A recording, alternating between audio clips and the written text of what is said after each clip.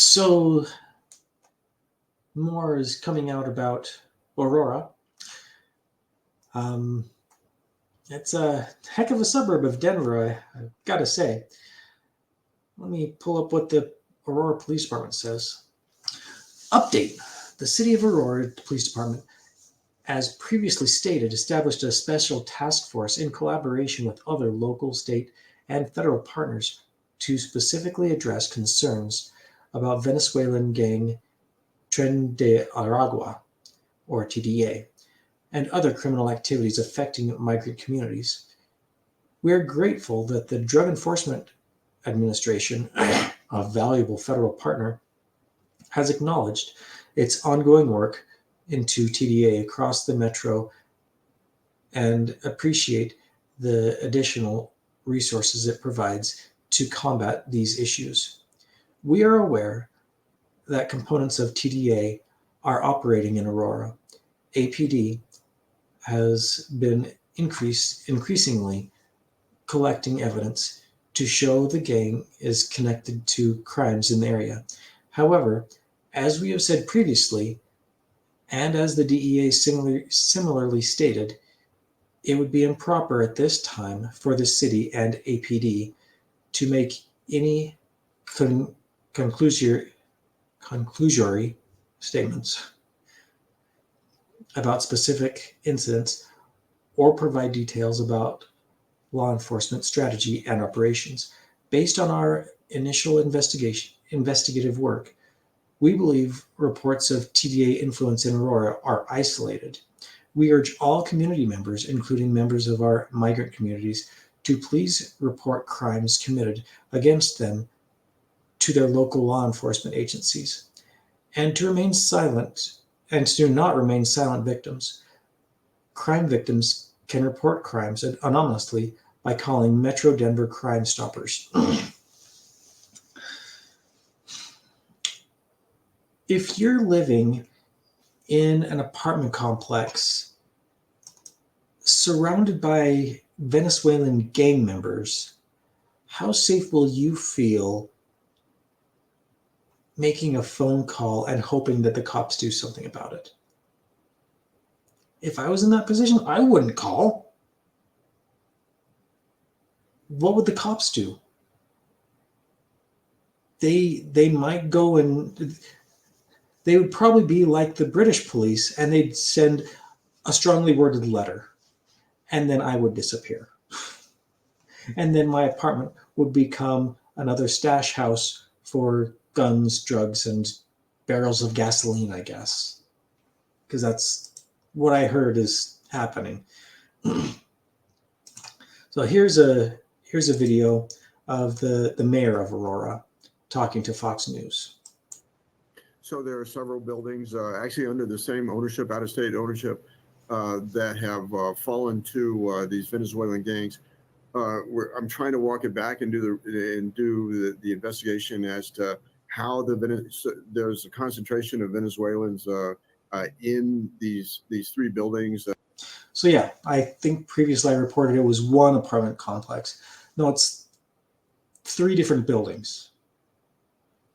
So it's even worse than I thought it was. It's total illegal immigrants, I think specifically from Venezuela in Colorado is 40,000. Somebody put them there and somebody funded it, whether it's federal government or not. We're trying to find out who these gangs apparently are attracted to where there's a concentration of Venezuelan migrants. And so they've in fact have kind of pushed out the property management through intimidation and then collected the rents. We have now or have had, it is ongoing operations with a task force of local law enforcement, state law enforcement partners, and federal law enforcement partners to root them out. And arrests have been made, but these operations are still ongoing. With the arrests that have been made, are these confirmed gang-affiliated members? You know, this is an organized criminal effort, whether it's Tren de Aragua, that remains to be to be seen, but it really doesn't matter. I mean, if they're Venezuelan migrants and they're conducting crime in an organized manner, they're a problem. So, okay, so you're able to confirm that this Venezuelan gang has indeed taken over at least some of the buildings. You're saying at least 2 of the 3. And what I just heard from you is you don't know how they ended up there. And you even made a suggestion that they could have been sent there by federal officials. I heard you suggest. Well, I mean, do you have any reason to believe that to be the case? So here's the problem. I think we're a victim of a failed policy at the southern border, because what you have, Venezuela does not according to my law enforcement, Venezuela does not cooperate with the United States in sharing criminal histories. You've had a third of the country leave. You've had these massive waves of migrants coming across the border. That did I hear him right? That a third of Venezuela is here? If that's accurate, that's insane. That a third of Venezuela has migrated to America. That many of them crossed the border illegally, were arrested, asked for political asylum, were not adequately vetted, were released into the country. The city of Aurora, we did everything we could to quite frankly keep them out of the city, because it's not our problem. This is a federal problem. This is a problem borne by the federal government. But what we're trying to find out, and what I believe occurred, was that federal agencies worked with some of our local nonprofits and put them there. Now, most of these people are very good people. But there's a criminal element that, from what I understand, what law enforcement is briefing me, that often follows them, intends to exploit them within their own migrant community. And so we believe that is happening now. Now, we're the 51st largest city in America with over 400,000 in population. This is only several apartment complexes. Yeah. But nonetheless, I'm not going to surrender any part of this city to a criminal element. With all due respect, it's no longer, I mean, just in the hands of the feds when you've got, we've heard reports that this gang has green-lighted its members to attack your local police. What are you doing about that, Mayor? Well, we're aware of that in the Denver metropolitan area, that there are elements of Tren de Aragua here.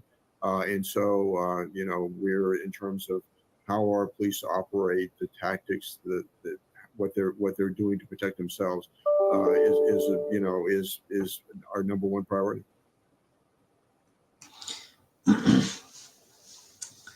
Yeah, I actually just got a text recently from someone who had mentioned that he had recently been through Aurora. And he said, when I was working in Colorado, Aurora was mostly a middle-class suburb of Denver. Now Denver is becoming scary. I was almost mugged there last month. So, again, I think I asked this question in a previous video. Our sheriff's department's not exactly large. What would happen if we had a gang of 40 or 50 or 10 armed gang members come into Malad and specifically targeted our sheriff's department? What would happen? The sheriff's department would quickly be taken out, and then those gang members would, I'm assuming, take all of the weapons that the sheriff's department has, which I would assume are fairly good weapons, and then they would start terrorizing the town. I'm hypothesizing here, but when you've got 40,000 Venezuelans in Aurora, and Governor Cox of Utah is shuttling migrants from Colorado into Utah, it's an hour-and-a-half drive from Salt Lake up to Malad. Not that long of a drive. And Malad is a nice community right off of I-15, really well situated for going along the I-15 corridor.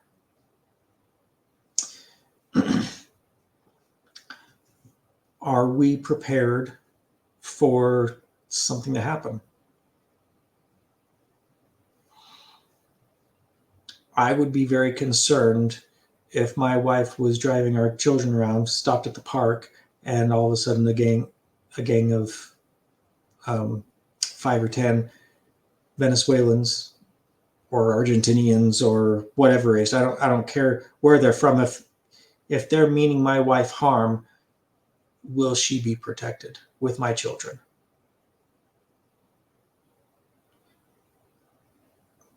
A year or two ago, I would have thought nothing of it. But with things like this happening more and more often across America, it needs to be a concern for all of us. As much as I don't want it to be, I would prefer that we live in Mayberry, that it's just always sunny and never a problem, and the worst thing that we've got is a stray dog wandering down the road and we just tell it to go home and it goes home. That would be wonderful. But that's not what's happening in Joe Biden's America right now. It is completely unsafe in this stupid city of Denver, mainly because of illegal immigrants. Oh my God, get all up in your feelings about it. I don't care, okay? Don't care. It's really happening. It's like legitimately happening. It's not an over-exaggeration. That's not even my opinion. That's fact. That's real.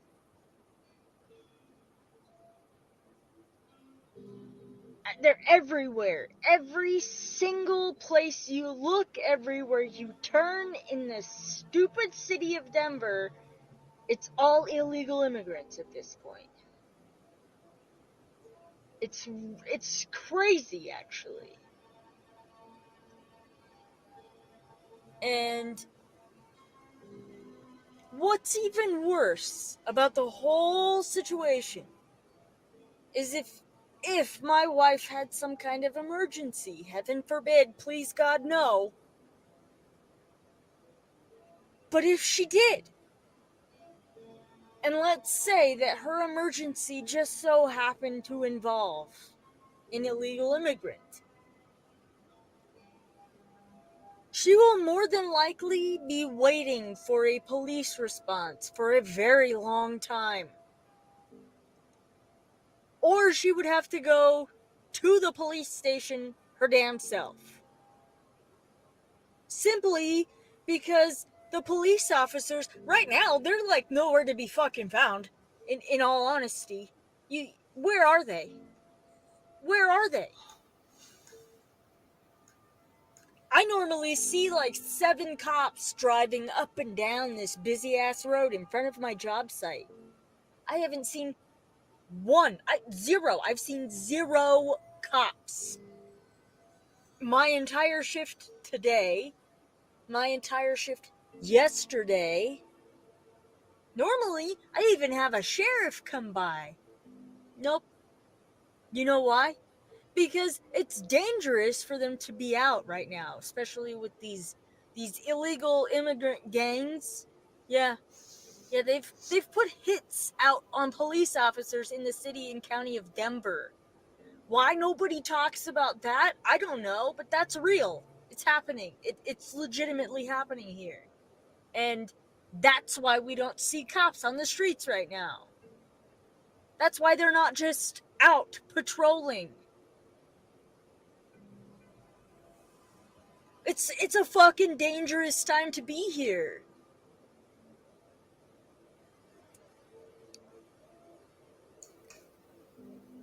Yeah, it's just very upsetting.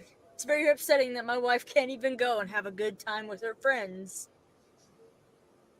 without literally fearing for her life. You never know what's going to happen in this city of Denver. And And what's even worse is something can happen and nobody's gonna fucking know about it. If you've listened this far, I appreciate you, and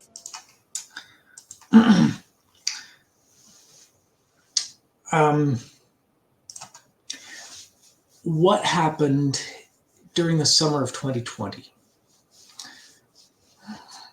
A lot of people have referred to it as the summer of love. Other people remember it as the summer that the entire nation seemed to catch fire because of the George Floyd riots. In the spring, the St. John Church across the street from the White House was firebombed by either Antifa or BLM, I can't remember which. The St. John's Church was the traditional church that the president would always go to from, I think, John Adams onwards.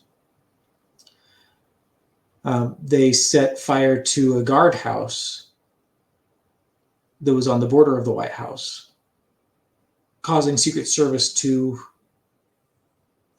force Donald Trump into a protective shelter at the White House. Chaz and Chop happened. I think Chaz was in Oregon. I can't remember where Chop was, but at Kenosha, Wisconsin, with Kyle Rittenhouse, there were riots and lootings all over the nation. That was before we got between 15 and 30 million illegals across our border. What's going to happen this time?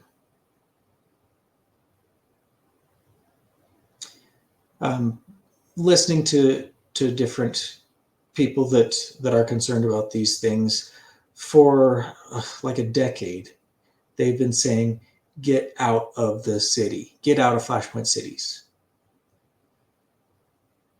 And thankfully, I don't think Malad is a Flashpoint city, since it's not even a city, it's a town. Or is it even a town? Maybe it's a village? I don't know. I don't know what the classification for different community structures are considered. Definitely not a metropolis, not a metro. So in that regard, I don't think we need to be that concerned. However, as the fires start burning in places like Salt Lake, and then move to Ogden, and then to Brigham, and then to Tremonton,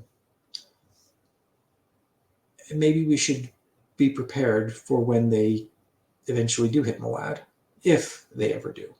Maybe the things will get tamped down just in Salt Lake, or just in Pocatello, or IF, or wherever, because I don't know where things are going to start.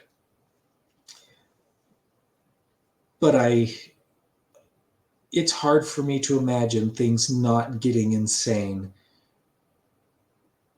starting in October, because those that don't want Donald Trump back in office are going to try to do whatever they can to make sure that he's not back in office. So if that means starting riots all over the country, causing Joe Biden or Kamala Harris or whoever's going to be president at that point in time to call in martial law, wouldn't surprise me at all. If that doesn't happen and Trump is elected fairly, I wouldn't be surprised if there's riots and protests that the evil orange man that is going to usher in the Third World War and Independence Day, the movie, and Pearl Harbor, and every bad thing that's ever happened in this world, if he's reelected, they'll all happen at the same time, all at once, in America, twice. is what they seem to be saying. I don't agree with them because while Trump was president, things were pretty good. No new wars. He was negotiating to end the Korean War, which has been going on since the 50s. Gas prices were lower than they've been since I was in high school. It was not bad. He definitely could have done a better job. But for what he was given, I think he did a fairly good job.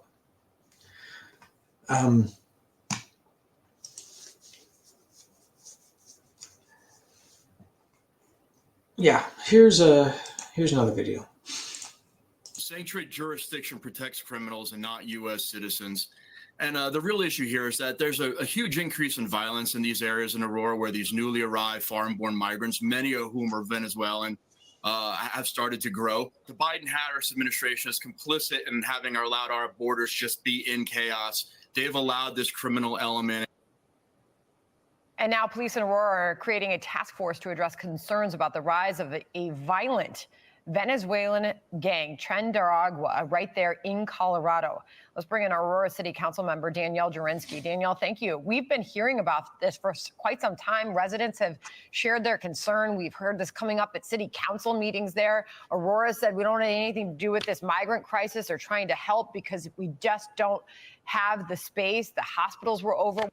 Yeah, going back to what the mayor of Aurora said. He said, we didn't want to be sanctuary.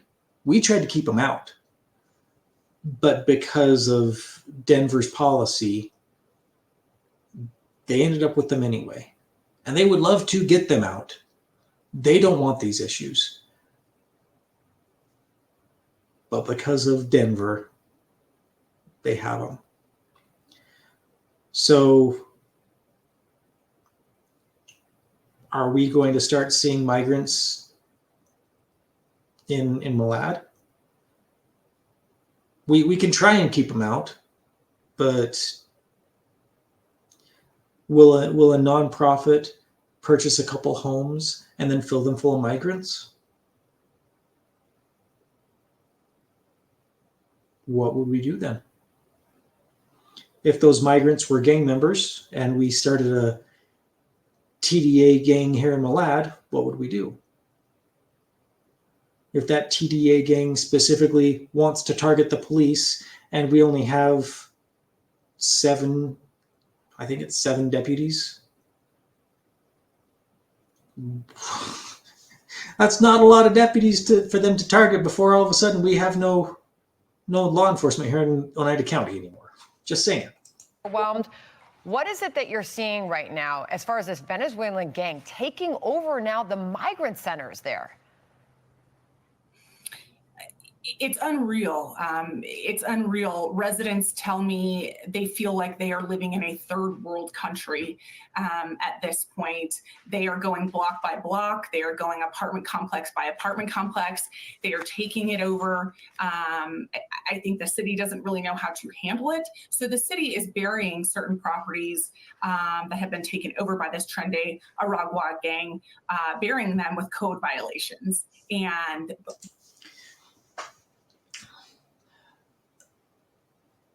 so how much do Venezuelans care about code violations?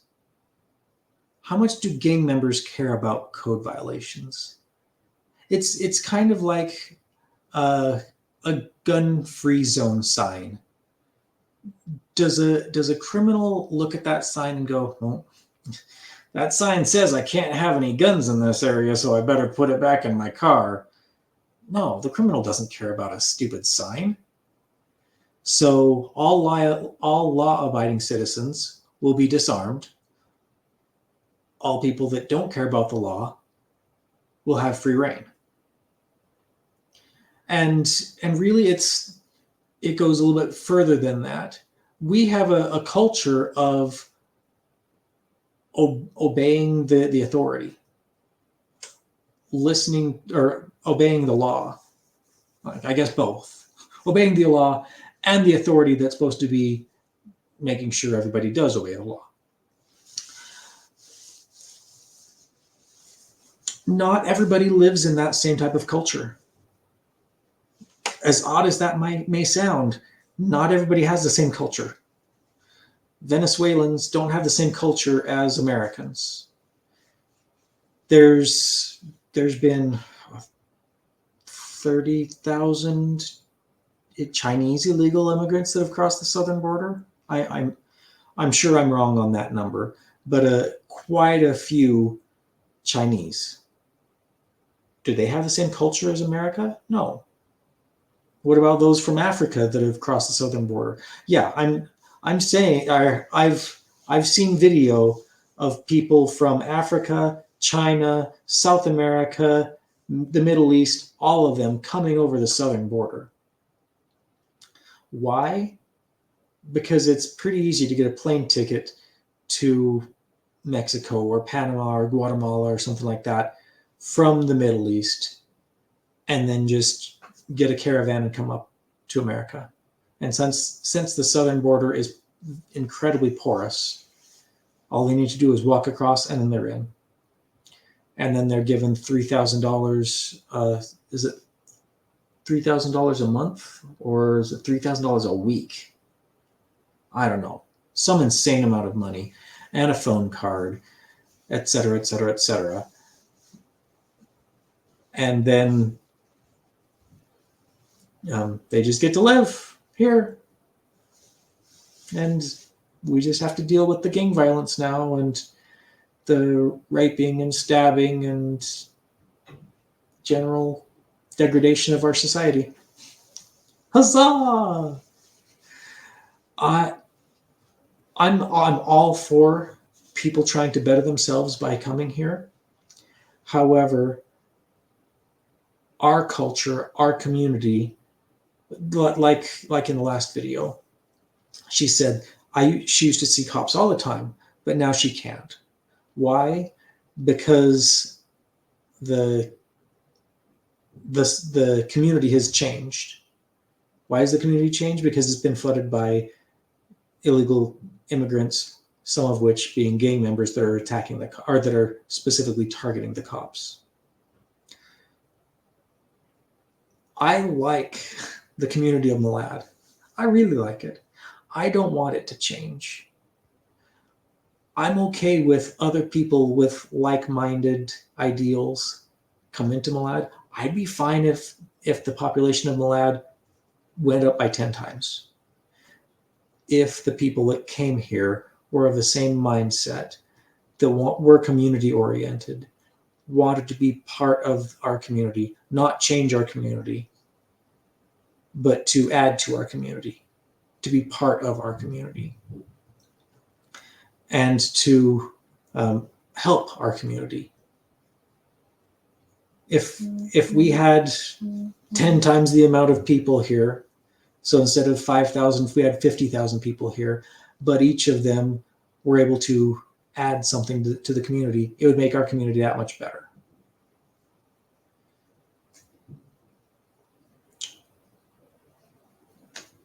I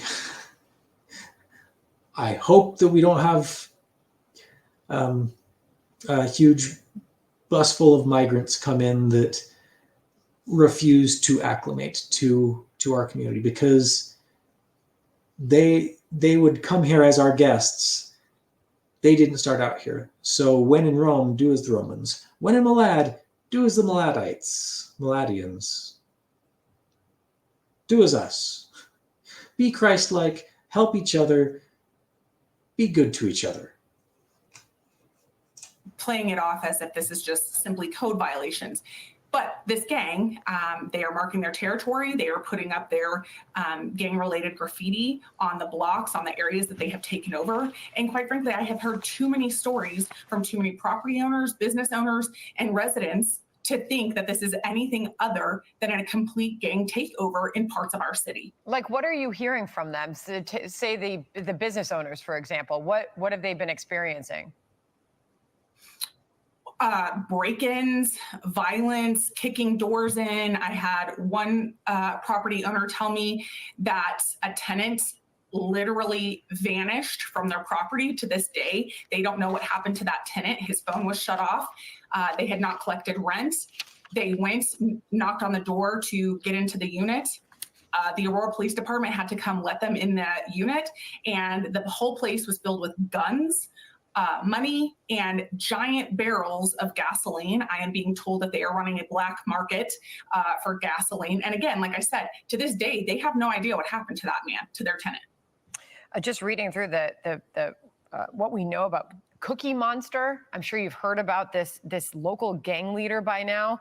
This is according to the reporting in the New York Post. This person has set up operations with the other. So this Cookie Monster, from what I've heard, he is in custody now. But really, he was arrested and charged with several felony charges, but bailed out of custody and failed to show up in court. So in March of 2024, that should have been it. He shouldn't have been given bail because of his connections, in my opinion. So from what I've heard, he's the shock caller for TDA, and it's a mess. It's a mess down there. Here's something from from Oklahoma. So not dealing with Aurora specifically, but pretty interesting. Working here. Tricia Everest is the chair of the Oklahoma State Work Permits and Visas Task Force. She was appointed by Governor Stitt after the passage of House Bill 4156 this year. Their main focus, finding ways to help immigrants get their visas, paperwork, and permits. One idea, creating the Office of New Oklahomans. Not only in Oklahoma, but nationwide, the majority of people who are non-citizens are really actually highly educated. One of the recommendations from the task force, increase work permits and visas for non-citizens that want to move to Oklahoma or are already here. The idea is to retain highly skilled and educated talent, especially if they have a degree from an American university. If we have individuals, non-citizens that are coming and they're training in our universities, and they become specialists in fields where we need them. We need nurses. There's not enough visas available nationally for them to actually practice. The task force realized the national visa system is outdated and flawed. So their argument is, why not let workers that want to be here stay here? Here we train all of this talent, and then they have to go back to the country of origin, and then they go through a process. Another recommendation, giving driving privilege cards to qualifying non-citizens, a concept already in use in the state of Utah. You hear that last part? So they are actually taking an idea from Utah to give migrants driver's licenses. Now, I'd listened to this before, and I didn't really catch what they were saying. So it almost sounds like they're wanting to attract migrants to Oklahoma. Okay. And she said many of them, or maybe she said most of them, are highly qualified. They've got the best of educations, doctors and nurses and lawyers. The same argument was actually given in England quite a few years ago when they started having massive migrant influx, and it's all a lie. The amount of migrants they're getting, maybe 10% of them are actually a benefit to the society, and the rest are just a major drain. It's especially bad in England because of NHS, the National Health Service.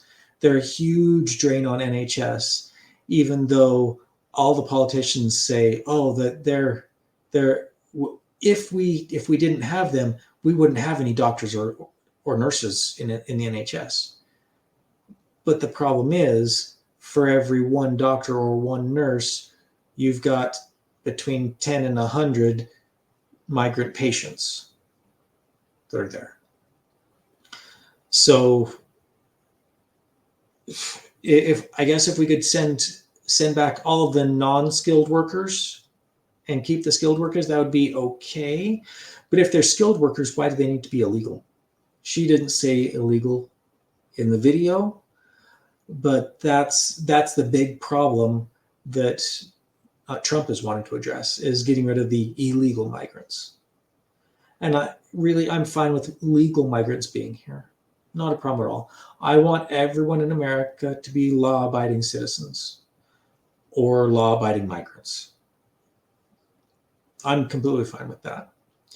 If you break the law, you should deal with the consequence of that law. But it seems like we're living in an anarcho-tyranny right now. Anarchy for those that are illegal immigrants or ruling class, tyranny for normal, everyday Americans.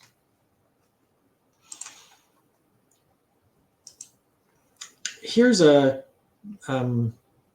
story of a school bus in California. Two school bus routes within Jamal Dolzura Union School District have been briefly interrupted over the last 2 days after immigrants attempt to board them, according to school district officials. How would you like it if on the school buses you got a bunch of migrants there? Now, let me back up just a hair. I remember my dad telling me that during the Great Depression, my grandma would catch the school bus from the farm to go to town, work at town, and then catch the school bus home.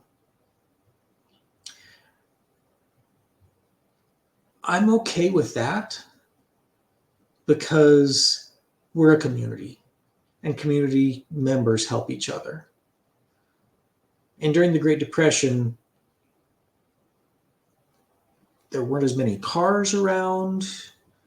Some people still rode horses to town and things like that. And there weren't as many people.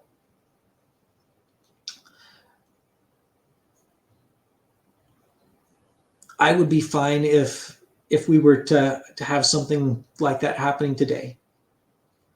If my wife was needing to ride the bus into town to go to work for the day and then ride the bus home, sure, I wouldn't have any problem with people that have been vetted by the school using the school bus as public transportation.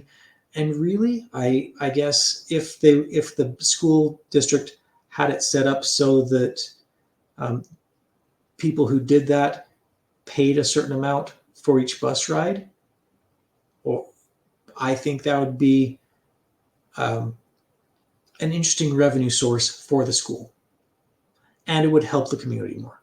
I think that would be awesome. Random migrants trying to flag down schools in the middle of a highway? No, I'm not okay with that. The San Diego Sheriff's Office was made aware of this incident today. We are conducting follow-up investigations to determine if a criminal act had occurred. The Sheriff's Office takes issue regarding student safety very seriously and are working with the school district in order to keep students and our community safe. As the investigation proceeds, Bystad added that for the safety of the students and bus drivers, buses will drive past stops with migrants nearby, heading directly to the next one on the route. So if your kid is standing out there at a bus stop waiting for the bus and migrants show up to also get on the bus will bypass those students and the migrants and go to the next stop on the route. Hopefully the parents are there with the students so that the students aren't alone with the migrants. That's a little bit concerning in and of itself. But hey, that's the world we live in when our country's being overrun with migrants. Something else that I don't have up is that Gavin Newsom is offering 0 interest loans for migrants to get homes. If you are an illegal immigrant, you can get a 0 interest home or 0 interest and 0 down loan on a home in California. That is not available for residents of California, only if you're an illegal immigrant. Almost makes me want to cross the border, toss my passport, and then cross the border again and become an illegal immigrant. Would that make me an illegal immigrant? Probably not. I could pretend to be an illegal immigrant and then get my own home for free. Sounds good to me. I'll call myself Jose. Yeah, it's a good idea. I like it. Anyway, things just keep getting worse. Yay! Can't wait for it to come to Malad. But again, as long as we as a community are strong and we're able to stick together and help each other, if problems come to Malad, we can fend them off. And if the sheriff's department needs help, hopefully we'll be there as a community to help them and not be caught flat-footed and have them all wiped out and then us struggling to fend off the roving hordes that are inundating our small community. Anyway, I'll stop with that.